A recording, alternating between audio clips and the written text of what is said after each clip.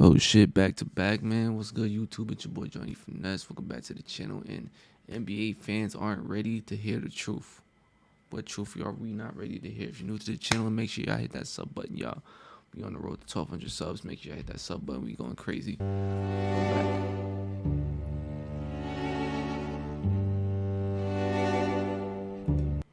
Oh, this is the memes. The memes.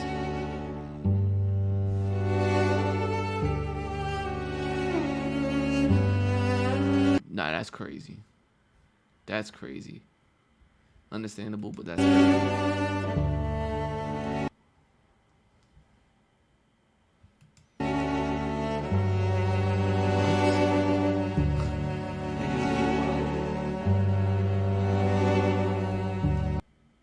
Nah, this was crazy. This was crazy. Donovan Mitchell was supposed to win that.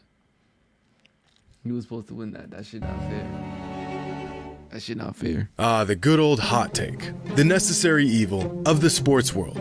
Through the good ones, the bad ones, and the downright atrocious ones. We once again find ourselves racking our brains, trying to figure out how some people come up with this nonsense. But today, I've done the brain racking for you. And wait, hold on. I was just looking at this shit right now. That's why I think LeBron is the GOAT, because he did this. He did this. You know what I'm saying? That solidified him being the GOAT. But if he didn't, you think Curry's the GOAT? Hell no. Hell no. Look at the team that you have. Look at the team that you have, nigga.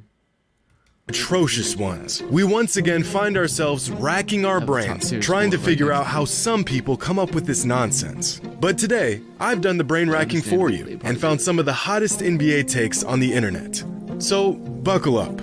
This may be a bumpy ride.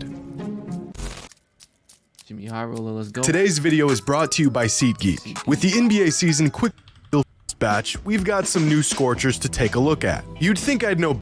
I seen that shit. It's been a couple months since our last edition of NBA Hot Takes. So, despite my head still reeling from our last Michael Jordan would have switched hands. Why would you want to switch hands? batch, we've got some new scorchers to take a look. I seen this shit personally. This is funny as hell. Kids will be using this to say LeBron played against construction workers. You'd think I'd know better than to peer into the cold.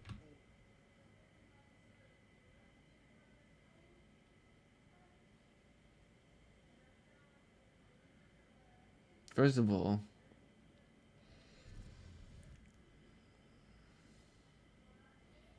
nobody's guarding Shaq. Nobody's guarding Shaq. Giannis is big and whatever, but he had to grow into that. Shaq was just big, period. You know what I'm saying?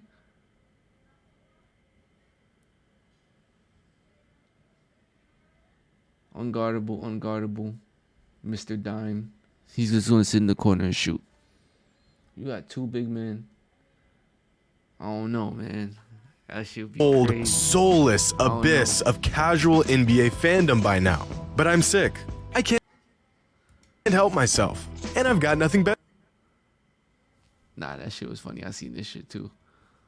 Kyrie went somewhere else. Better to do. So here we are. Now this first one, some people are not going to be happy with. This NBA fan says, in terms of excitement, Steph is this generation's Jordan. And I agree. Steph may not be this generation's best player, but when it comes to drawing eyes and attention and putting on an absolute show, there's no one that does it like Stephen Curry. The deep threes, the antics, the fact that he's still on the same team that drafted him, it all adds to the Steph experience that fans across the globe love about watching him play. This man has kids on the other side of the planet rocking his jersey trying to knock down look-away threes. This relatively small, unassuming athlete who wasn't a superstar recruit, rising through the NBA ranks and winning titles amongst giants. How can you not love the guy? Is there anything as thrilling as watching Steph come down the court? Defense absolutely scrambling, trying, hoping they can stall the inevitable.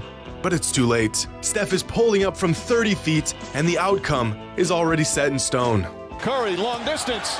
Bang! There's just nothing like it. The fans love Steph. He's the people's champ. And I agree that in terms of excitement, he is this generation's Jordan. Now, with Nikola Jokic making a run for his third straight league MVP, the man is on track to making NBA history. But with all that success has come more scrutiny for his shortcomings. Some of these critiques are absolutely ridiculous, and some might be warranted. A couple days ago, Stephen A. Smith said that Jokic...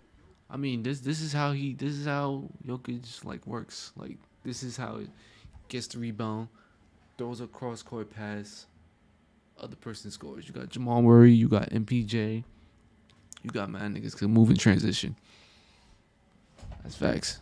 He is the upgraded version of Kevin Love, and that's how I take two. Jokic potentially winning back-to-back-to-back league MVPs, despite his lack of playoff success, is almost criminal, questioning the validity of his awards. And like many fans of the NBA, this guy feels that this criticism of Jokic isn't fair because he's always made the most of what he's been given in the playoffs year after year. And I understand this line of thinking. I mean, the MVP is a regular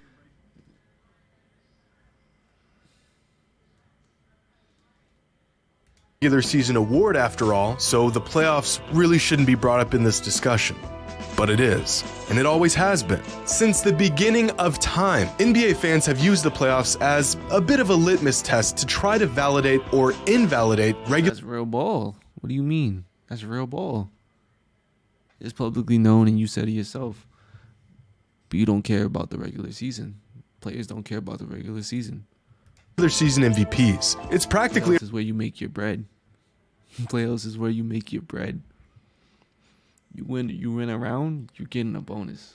A rite of passage for any all-time great player, and Nikola Jokic should be no exception of this. Must we not forget, Giannis was getting eviscerated for coming up short in the postseason after winning back-to-back MVPs, or when people called LeBron a choke artist for winning 2 MVPs but failing to win a championship, or when Kobe was stiffed out of possibly multiple MVPs because the Lakers just weren't a real contender at the time. You can give me all the excuses in the world, and it won't really make a difference, because no other all-time great player was granted any excuses either. If a player wants to ascend to all-time great status, he will be held to an all-time great standard. The man is on track to winning his 3rd straight MVP, and he has... I was going to say he's on a team, a nice-ass team, so there's no excuses but LeBron. Even made the NBA Finals. This is unprecedented. Now, is this criticism unjust? Maybe, but why should Jokic be spared from intense criticism when no other great player was? We've seen voter fatigue and narratives and postseason failures prevent countless players from winning the regular season MVP. Why is Jokic exempt from this same standard? Once a player receives a certain level of praise, no excuse will be sufficient in explaining why they haven't won a ring, or even come close for that matter. This is how it's always been, and I completely disagree with this take. Now, just a couple days ago, Damian Lillard put on an absolute clinic when he scored 71 points against the Rockets. 71 points. The man hit 13 threes and was a perfect 14 for 14 from videos again, even though they might block my shit or give me a strike.